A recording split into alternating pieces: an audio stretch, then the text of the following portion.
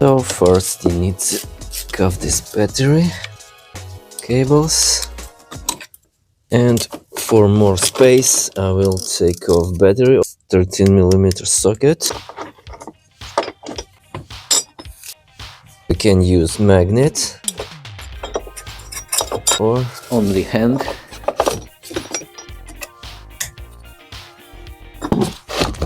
Pull this thing up. Now take off air filter housing. Vacuum.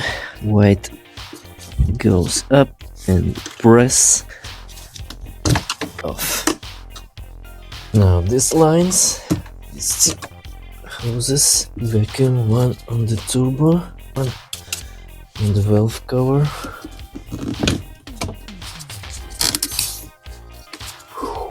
You can separate hose in this place or in this place and take off all together. 7mm socket and the clamp,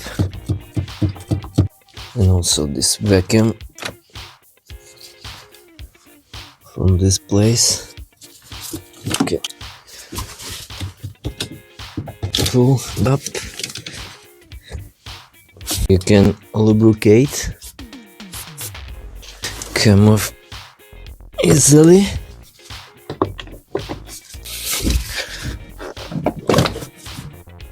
Yes.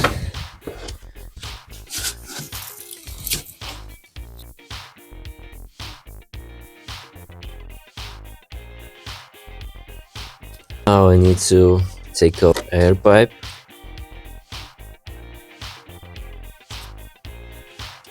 It's 7mm over there.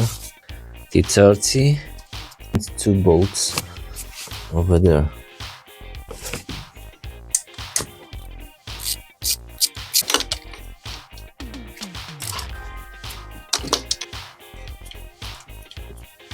Another bolt and 7 sockets on the clamp. Maybe you will need hook because it sticks and sits pretty tight, and maybe lubricate.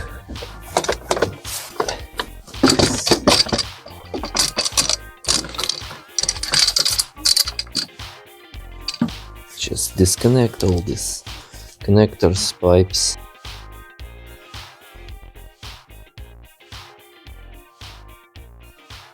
First connector, it goes up, and then you press this one, and you cut this tape.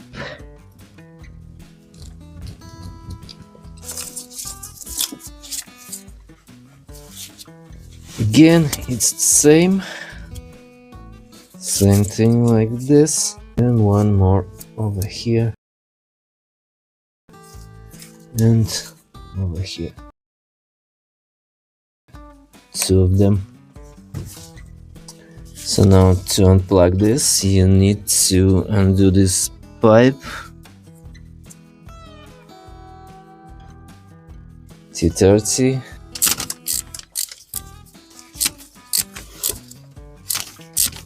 Next magnet.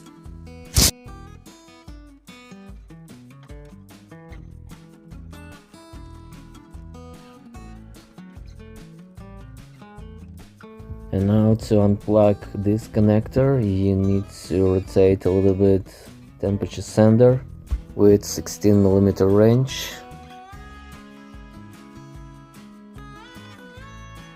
And now you can unplug this connector. Take off clamp, undo one bolt T30 that holds coolant pipe, and attach coolant hose. You can remove hose over here or from coolant expansion tank.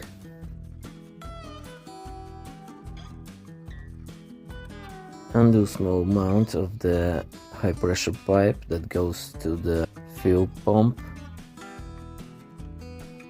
Now undo bolts that holds metal pipes.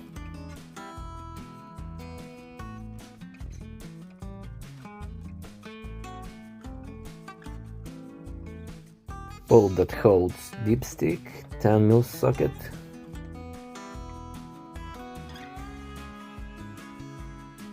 Now remove clamps and hoses.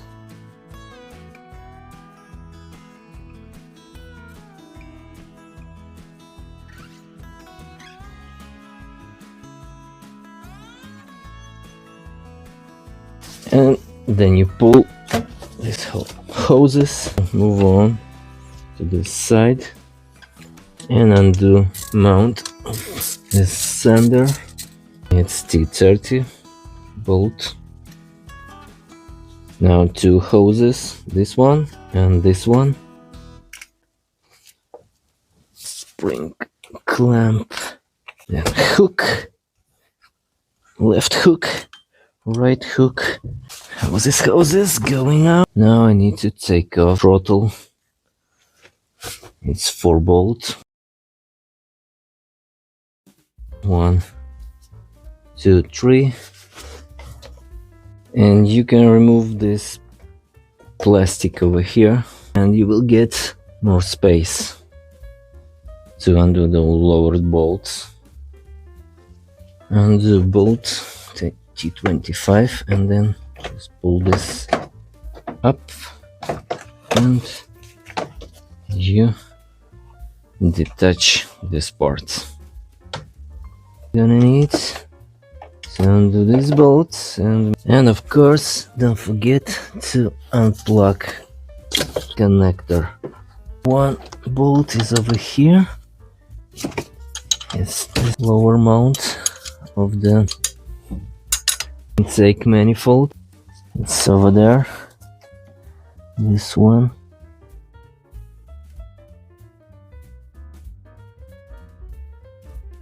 $13mm socket.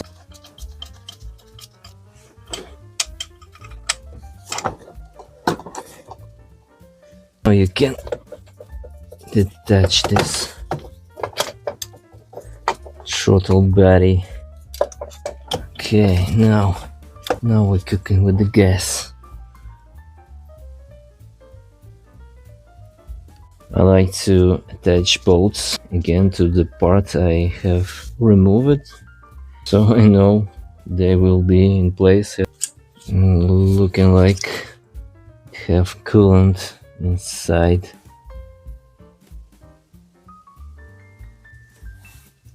Gasket. Look inside.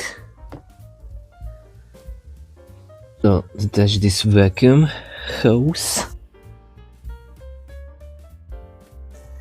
This kind of hook.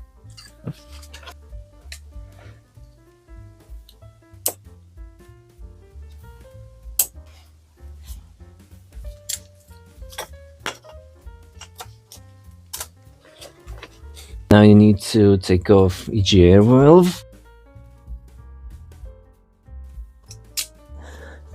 It's 1, 2, and 3 behind pipe. This one.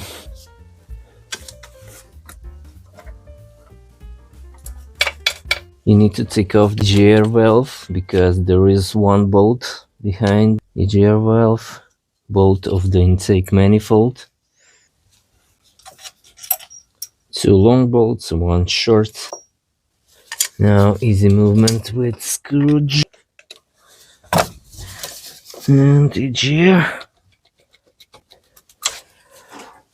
valve and connector. Don't cut wires, just unplug connector.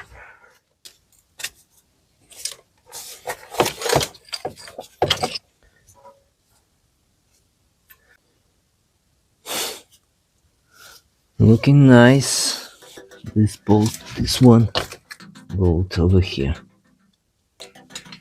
That's because you need to take off the EGR.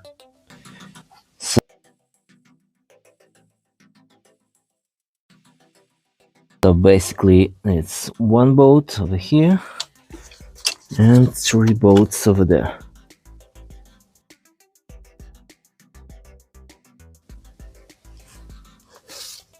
And upper bolts are the hardest one.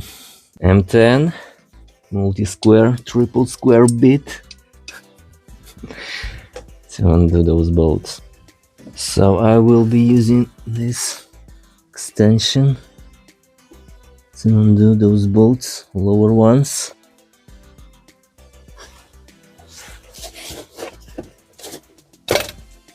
One bolt go.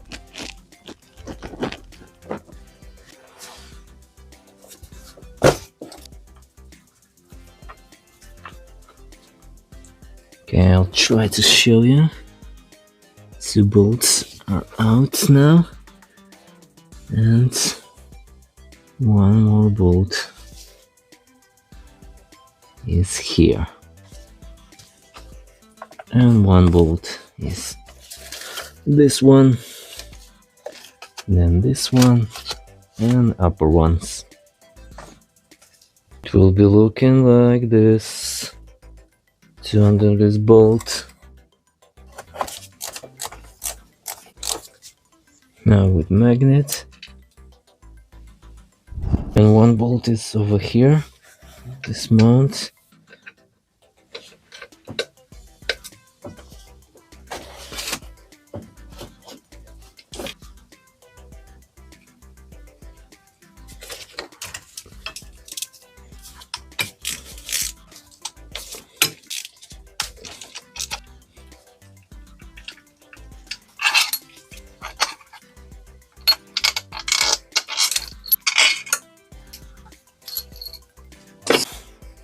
Take this and secure in some place.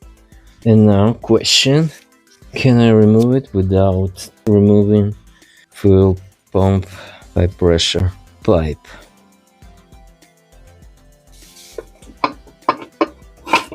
And the answer is yes, you can do it. And without disconnecting this harness,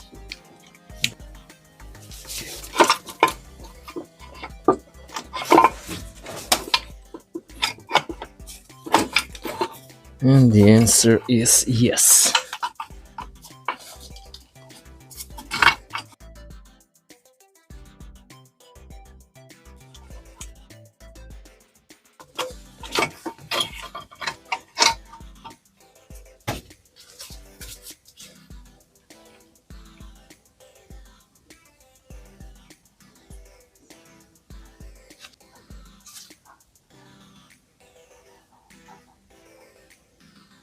It seems like it doesn't leak, but oil, only oil, no traces of coolant inside.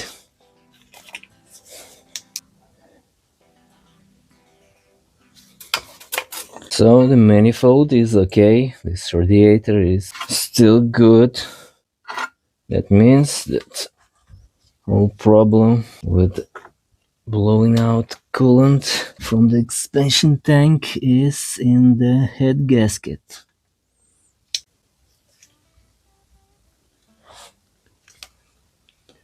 Now you can see inside valves.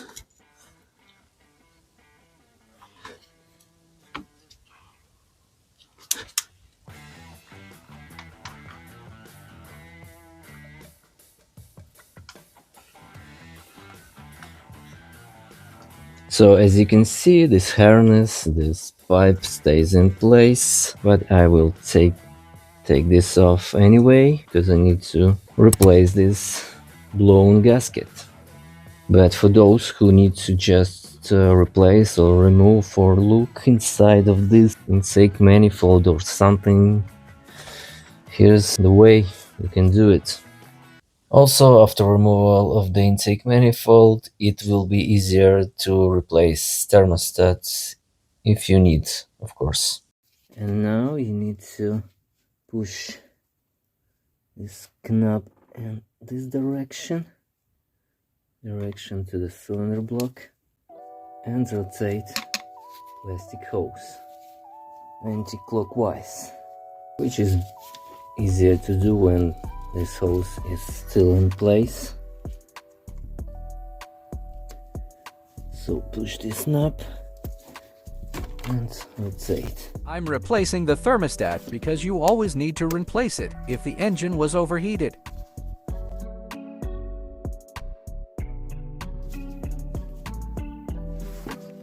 And here you go. And now move up, left, right, it doesn't matter. Easily. O-ring. It will fit only in one position. New thermostat, O-ring, 94° temperature of opening. Clean surface, new thermo, back in place. You can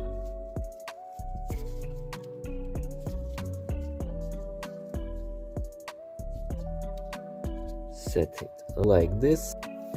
Just lubricate it with coolant or some silicone grease.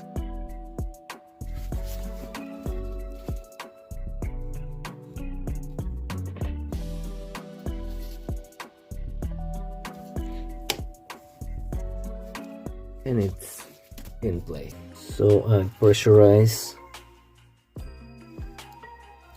intake manifold and everything seems to be okay, at least on the cold. New gasket. Now intake manifold.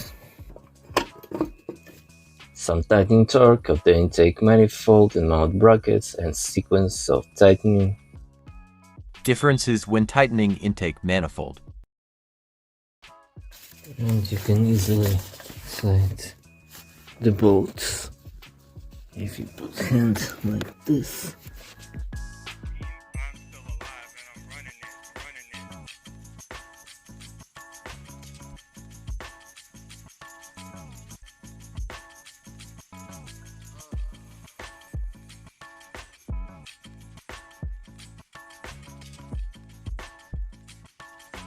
EGR valve.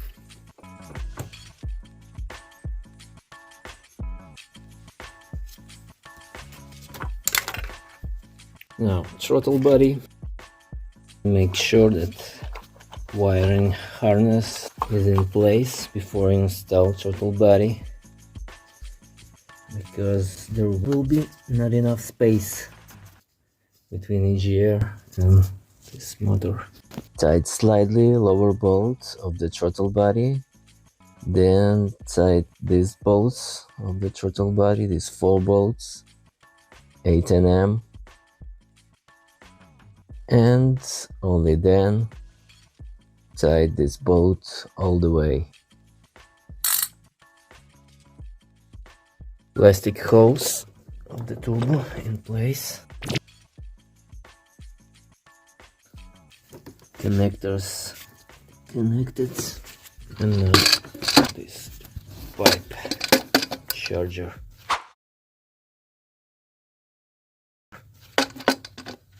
Air charge pipe.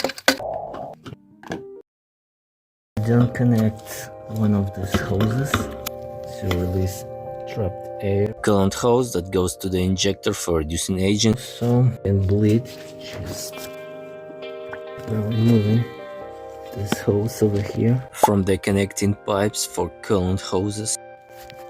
It goes from pipe that goes to the heater over there, and so the air little by little goes away. You can use compressed air, just a little bit, 1.5 bars, Just a little bit, slowly press. You can hear.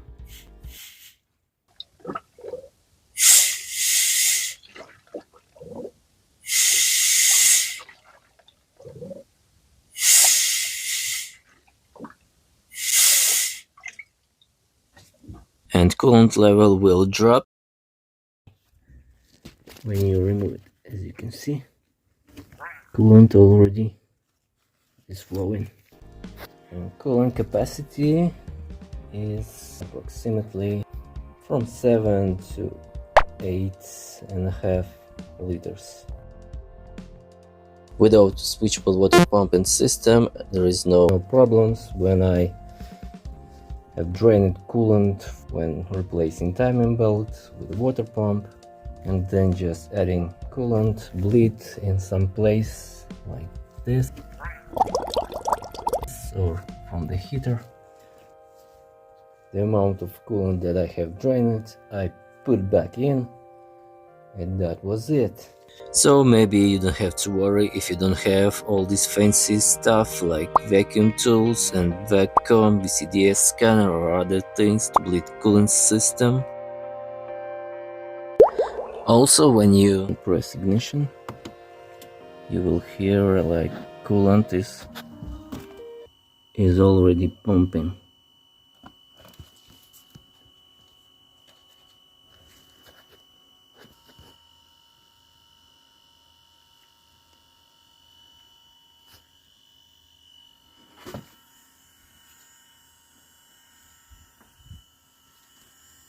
And also this pump is working. I can hear it, feel it. This drops and still is dropping because the coolant pump is working, one of them. You can hear it. And you need to add more coolant. And as the engine warm up, you will need to add more coolant. So, as you can hear, coolant is circulating, and when you shut down the engine, the electric pump will run coolant on the system, even when the engine is not working.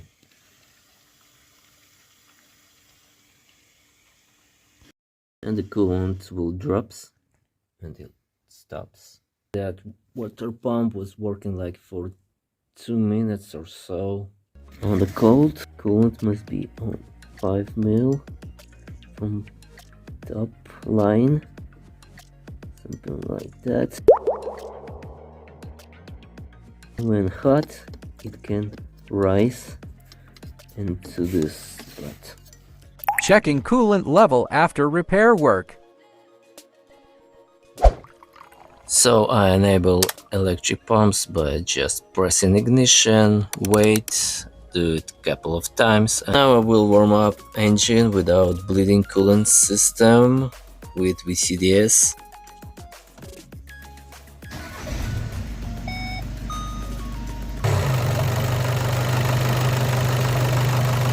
Now you can check for any leaks, anything.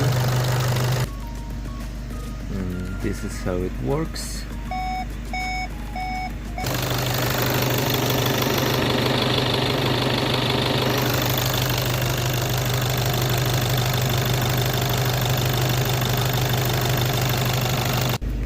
Temperature to the high level.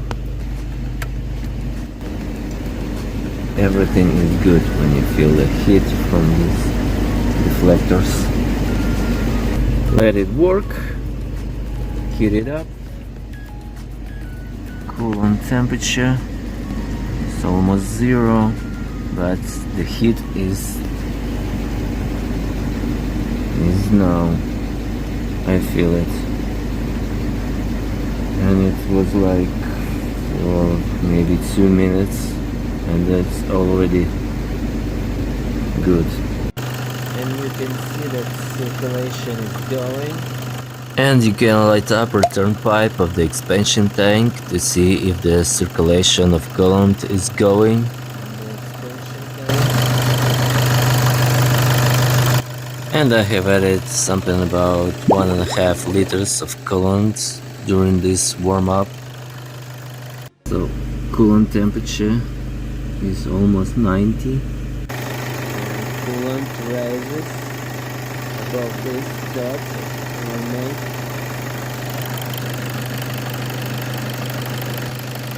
Coolant is flowing.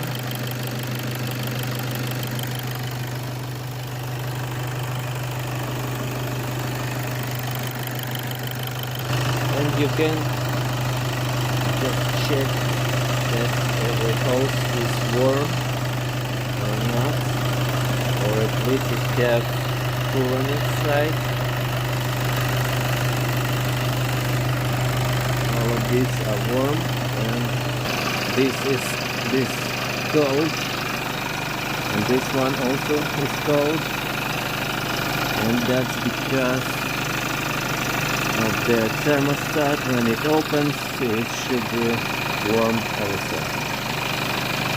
So basically, when you put in coolant system with VCDS, all it does, it enables 2 electrical water pumps. Then it opens switchable water pump, raises RPMs to 3000 and something like that. So you can do it manual, just press acceleration. And also with automatic transmission, DSG. At idle you can't raise engine RPMs higher than 2500. No matter how hard you press pedal, RPMs won't go above 2.5. So temperature is now 90.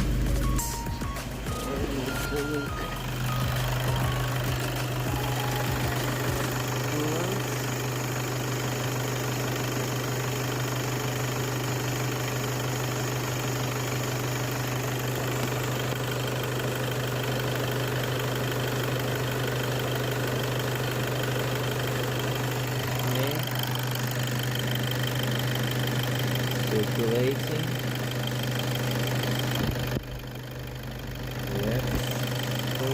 Coolant system have 3 circuits: micro, high temperature and low temperature circuit. Micro temperature circuit works when you start the engine and it helps to warm up engine faster, and when you start moving and the engine RPMs go up, the switchable coolant pump is turned on to ensure that the engine is cooled. Then when engine speed drops, pump turns off if the engine is not warm enough. Large temperature circuit works when the coolant has reached operating temperature. Then thermostat opens and integrates radiator into the coolant circuit. In low temperature circuit, ECM activates electric coolant pump V188 to regulate temperature of the charged air. Now bleeding cooling system with VCDS. So you select, next engine, then security access, and enter these numbers, press OK, then go back and select adaptation and bleeding cooling circuit, then change value to active and press do it, then yes.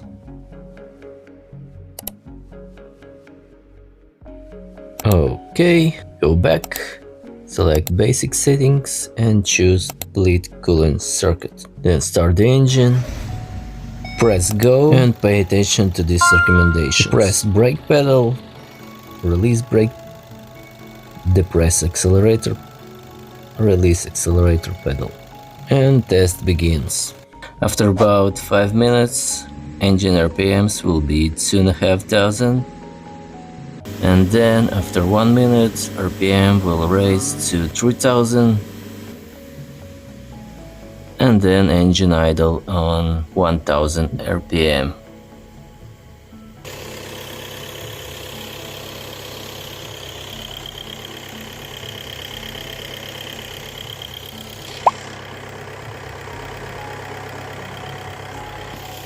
And finally, test ends at normal idle RPM. Then you need to press stop. Done, go back. Shut down the engine but keep ignition on and you can bleed low temperature circuit. So go to basic settings, choose bleeding low temperature circuit. It may happen that you press go but test doesn't start, then you will need to change this value from 0 to 4. I set it to 4 and process goes. You will hear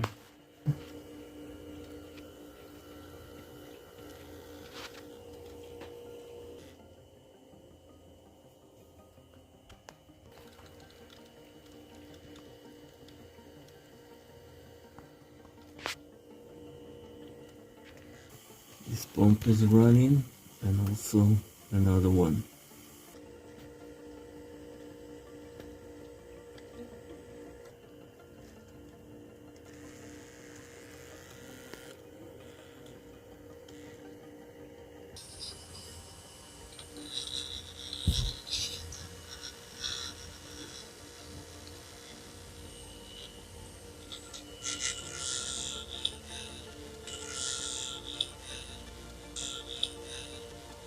And it will probably take forever for this test to finish on its own. So I just press stop, done, go back. Now you need to deactivate this procedure of bleeding coolant circuit. Adaptation, then channel, bleed coolant circuit, then choose not active. Do it. Yes. Close controller, go back, exit, and you finish all these tests with VCDS. And don't forget to remove silicate bag from the expansion tank before it's too late.